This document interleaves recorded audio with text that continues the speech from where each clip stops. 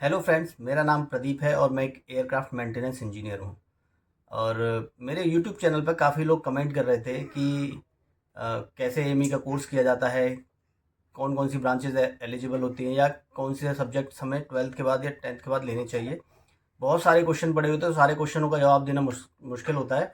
काफ़ी का जवाब मैंने दिया, तो इससे रिलेटेड मैं ये वीडियो बना रहा हूँ। तो ये Q&A वीडियो है।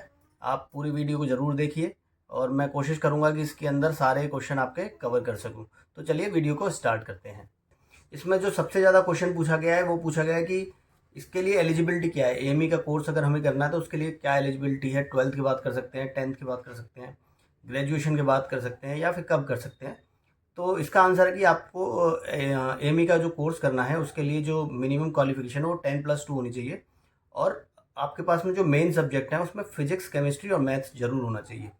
इनके बिना आप एमी का कोर्स नहीं कर सकते हैं। एमी का कोर्स जहाँ से भी करें वो इंस्टीट्यूट आपका गवर्नमेंट अप्रूव्ड होना चाहिए, डीजीसी से अप्रूव्ड होना चाहिए, ताकि बाद में आपको कोई ऐसी दिक्कत ना आए कि कॉलेज फर्जी निकल गया या कुछ हो गया। तो एमी का कोर्स करने के लिए 10+2 प्लस फिजिक्स, केमिस्ट्री, मैथ ये अनिवार्य है। इसके बिना आप एमी का कोर्स नहीं कर सकते हैं। काफ़ी लोगों ने पूछा है कि आप पीसीबी वाले कर सकते हैं, फिजिक्स, केमिस्ट्री, बायोलॉजी वाले ये कोर्स कर सकते हैं। तो नहीं, आपको मैथ्स कंपलसरी है। फिजिक्स, केमिस्ट्री, मैथ्स तीनों सब्जेक्ट कंपलसरी हैं। वही लोग कर सकते हैं एमी का कोर्स, क्योंकि यहाँ पर हमको काफ़ी टेक्निकल नॉलेज की ज़रूरत होती है और मैथ्स के लिए काफ़ी कैलकुलेशन करनी पड़ती है। तो मैथ्स होना ज़रूरी है, वरना आपको इस बैकग्राउंड में आकर समझ में कुछ नहीं आएगा कि हम क्या पढ़ रहे हैं, क्या कर रहे हैं। तो इसलिए फिजिक्स, केमिस्ट्री और मैथ तीनों सब्जेक्ट बहुत कंपलसरी हैं इसमें। उसके साथ ही आप एमी का कोर्स कर सकते हैं। तो चलिए बढ़ते हैं अब दूसरे क्वेश्चन पर। तो दूसरे क्वेश्चन में काफ़ी लोगों ने पूछा है कि क्या हम एयरक्राफ्ट मेंटेनेंस इंजीनियर बिना ये वाला कोर्स किए, एमी का कोर्स किए बिना बन सकते हैं या नहीं। तो इसका जवाब है हाँ, आप बिना एयरक्राफ्ट मेंटेनेंस इंजीनियरिंग का कोर्स किए भी एयरक्राफ्ट मेंटेनेंस इंजीनियर बन सकते हैं। जैसे मैंने एक एमी का कोर्स नहीं किया है, लेकिन मैं भी एक एयरक्राफ्ट मेंटेनेंस इंजीनियर हूँ, क्योंकि मैंने बीटेक की है। तो जो एमी बनने के लिए रिक्वायरमेंट है, जो मिनिमम क्वालिफिकेशन है, वो आप या तो एमी का कोर्स किए हो, या फिर आप डिप्लोमा किए हो 3 साल का, या फिर आपने ग्रेजुएशन इन इंजीनियरिंग में की है, यानी बीटेक की हुई है या बीई की हुई है, तो भी आप एयरक्राफ्ट मेंटेनेंस इंजीनियर बन सकते हो। तो तीसरा क्वेश्चन इसमें लोगों ने पूछा हुआ है बहुत ज़्यादा कि एमी का कोर्स करने के बाद में क्या हम एक सीधा एयरक्राफ्ट मेंटेनेंस इंजीनियर बन जाएंगे। तो इसका आंसर नहीं है। आप एमी का कोर्स करने के बाद में किसी भी एयरलाइन में जाकर या एमआरओ में जाकर आपको टेक्नीशियन की जॉब करनी होगी। उस टेक्नीशियन की जॉब के साथ साथ आपको कुछ डीजीसी के 11 मॉड्यूल हैं वो क्लियर करने होते हैं। उन मॉड्यूल को क्लियर करने के बाद में आपकी कंपनी के रिक्वायरमेंट के बेसिस पे और आपका जब एक्सपीरियंस पूरा हो जाता है, मिनिमम 4 साल, तब अगर कंपनी चाहे तो आपको B1 कोर्स, यानी कि जो लाइसेंस कोर्स है वो दे सकती है। वो कोर्स लेने के बाद में आपको प्रैक्टिकल ट्रेनिंग करनी पड़ती है, जिसमें लगभग 6 महीने से 1 साल लग जाती है। ये सब करने के बाद में आपको एयरक्राफ्ट मेंटेनेंस इंजीनियर का लाइसेंस मिलता है, तब जाकर आप एक एयरक्राफ्ट मेंटेनेंस इंजीनियर बनते हो।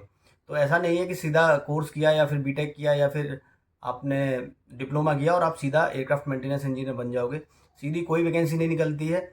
आपको कुछ टाइम देना पड़ता है कंपनी को, 3 से 4 साल मिनिमम एक्सपीरियंस में लगता है। उसके बाद ही आप एयरक्राफ्ट मेंटेनेंस इंजीनियर बन सकते हो। तो मेरे यूट्यूब में सबसे ज़्यादा जो हॉट क्वेश्चन है, तो सबसे ज़्यादा लोगों ने पूछा है कि इस फील्ड में कितनी सैलरी मिलती है, एमी की कितनी सैलरी होती है। तो इसके बारे में आप डिटेल में बताइए। तो अगर एयरक्राफ्ट मेंटेनेंस इंजीनियर की सैलरी के बारे में अगर हम बात करें, तो एयरक्राफ्ट मेंटेनेंस इंजीनियर दो तरीके के होते हैं। एक बेसिक लेवल पर होता है कैटे इंजीनियर, और उसके बाद में एक फुल फ्लेज इंजीनियर होता है जिसको B1 इंजीनियर बोलते हैं। तो ये सारी जो सैलरी बता रहा हूँ मैं, एक एवरेज सैलरी बता रहा हूँ। ये कंपनी टू कंपनी वेरी करती है। तो मिनिमम किसी भी कंपनी में अगर कैटे इंजीनियर है तो उसकी सैलरी लगभग 80,000 से स्टार्टिंग हो सकती है, और जैसे जैसे एक्सपीरियंस होता है तो सैलरी भी बढ़ जाती है। ये सैलरी बढ़कर आपकी 1.5 लाख तक भी जा सकती है, यानी कि कैटे इंजीनियर की सैलरी 80,000 से लेके 1.5 लाख रुपए तक जा सकती है। वहीं अगर हम B1 इंजीनियर है, फुल फ्लेज इंजीनियर है, यानी कि कैटे से ऊपर के लेवल के इंजीनियर हैं, तो आपकी सैलरी की जो स्टार्टिंग है लगभग 1,20,000 से स्टार्ट हो जाती है मिनिमम। इसके बाद में आपकी सैलरी बढ़कर 2 लाख, 2.5 लाख तक भी जा सकती है। और अगर आप फॉरेन एयरलाइन में काम करते हैं तो वहाँ पर ये सैलरी 3.5 लाख, 4 लाख रुपये तक भी जा सकती है। तो इसमें काफ़ी अच्छी सैलरी मिलती है, लेकिन आपको कुछ टाइम देना पड़ता है, 6 साल, 7 साल, 5 साल, इतना टाइम लगभग आपको एक्सपीरियंस गेन करने में देना होता है। वो एक्सपीरियंस लेने के बाद में ही आपको अच्छी खासी सैलरी मिल सकती है। तो चलिए बढ़ते हैं अगले क्वेश्चन की तरफ। काफ़ी लोग पूछ रहे हैं कि कितने साल में हम एयरक्राफ्ट मेंटेनेंस इंजीनियर बन जाएंगे। तो मिनिमम इसमें जो डीजीसीए यानी कि जो हमारा रेगुलेटर है, जो इंडिया के अंदर जितनी भी फ्लाइट्स ऑपरेट होती हैं उनको रेगुलेट करने के लिए एक डीजीसीए है, जो directorate general of civil aviation, उसके अकॉर्डिंग उसी के यहाँ पर हमको लाइसेंस अप्लाई करना होता है और वहीं से लाइसेंस हमें मिलता है। तो उसके अकॉर्डिंग अगर देखें तो जिसने भी ग्रेजुएशन की है यानी कि बीटेक की है उसको मिनिमम 3 साल का एक्सपीरियंस होना चाहिए, तभी वो एयरक्राफ्ट मेंटेनेंस इंजीनियर बन सकता है।